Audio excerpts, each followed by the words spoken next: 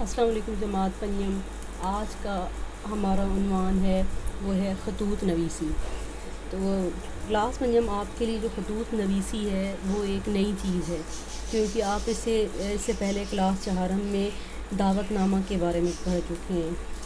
تو دعوت نامہ خطوط نویسی سے ایک مختلف چیز ہے۔ خطوط نویسی جو ہے اس کو آدھی ملاقات بھی کہا جاتا تھا۔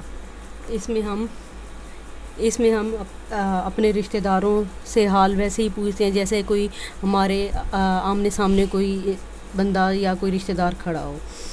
تو سب سے پہلے میں آپ کو خطوط نویسی کی اقسام بتا دوں کہ خطوط نویسی کی دو اقسام ہیں، ایک ہے رسمی خط، دوسرا ہے غیر رسمی خط۔ اب سب سے پہلے میں آپ کو بتاؤں گی کہ رسمی خط کون سے خطوط ہوتے ہیں۔ رسمی خطوط ایسے خطوط ہوتے ہیں جو کسی ادارے یا پیشہ ور افراد کو لکھے جاتے ہیں، جیسے آپ آفیسر کو لکھتے ہو خط، اخبار کے ایڈیٹر کو لکھتے ہو، وابڈہ کے محکمے کے منیجر کو لکھتے ہو، سوئی گیس کے منیجر کو لکھتے ہو۔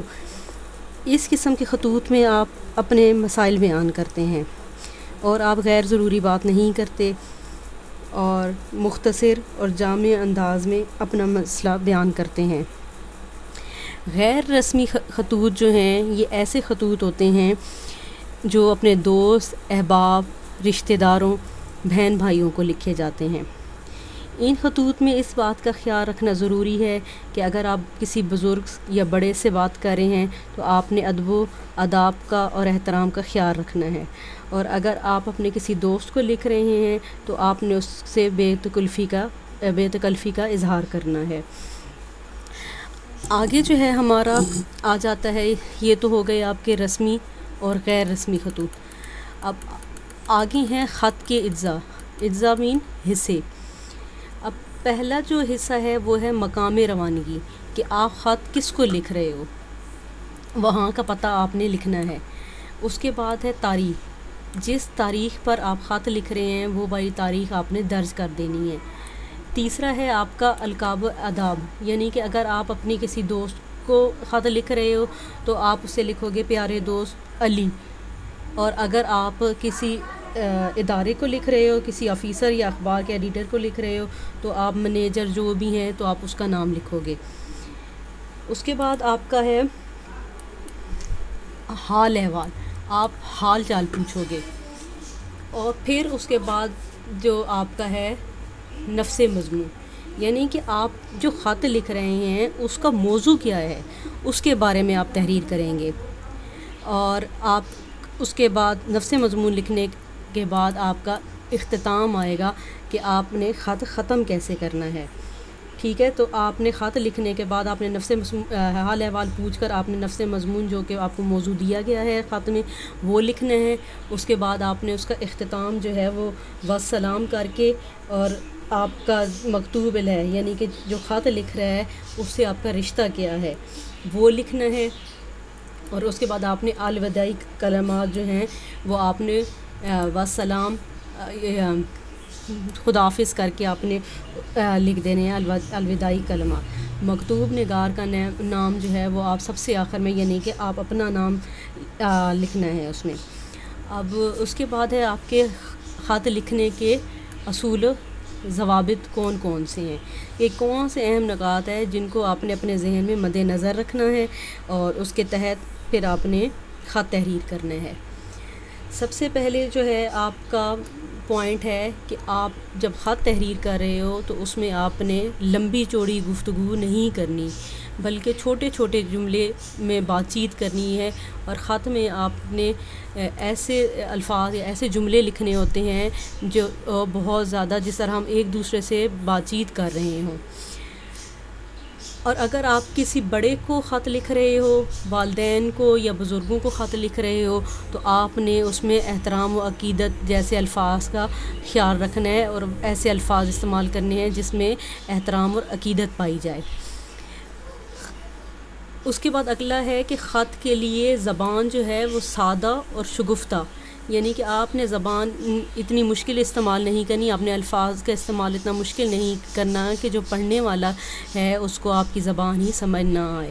اور شگفتہ یعنی کہ آپ نے بالکل پیار سے پیار سے جیسے الفاظ جو ہیں وہ لکھنے ہیں. اور اگر آپ اپنے دوستوں کو خط تحریر کر رہے ہو تو آپ کا جو لہجہ ہے وہ بے تکلفانہ لہجہ ہونا چاہیے. اور اس کے بعد آپ کا پوائنٹ ہے کہ آپ نے خط جو ہے وہ پیراگراف کی صورت میں تحریر کرنا ہے. اس کے علاوہ آپ کو میں ایک نمونے کا جو خط ہے وہ میں آپ کو دکھا دیتی ہوں. یہ دیکھیں، ایک نمونے کے طور پر میں نے یہاں پر ایک خط لکھ دیا ہے. یہاں پر جیسے میں نے آپ کو بتایا کہ اگر آپ خط لکھ رہے ہو تو یہاں پر آپ نے اس خط لکھنے والے کا مقام یا پتہ لکھنا ہے، یعنی کہ جس کو آپ انگریزی میں ایڈریس کہتے ہیں. دوسری جگہ یہاں پر اور آپ نے تاریخ درج کرنی ہے. جس تاریخ پر آپ خط لکھ رہے ہیں وہ والی تاریخ آپ نے یہاں پر درج کر دینی ہے. اس کے بعد اگر آپ اپنے رشتہ داروں القاب یعنی کہ اگر آپ اپنے رشتہ داروں کو خط لکھ رہے ہو تو آپ اس طرح کے الفاظ استعمال کریں گے: پیارے ابو جان، پیارے بھائی جان، پیاری امی جان، یا پیارے دوست علی، احمد، یا جو بھی آپ کے دوست کا نام ہے وہ لکھیں گے. اور اس سائڈ پہ آپ لکھیں گے آداب یعنی کہ السلام علیکم. ٹھیک ہے، السلام علیکم لکھنا ہے.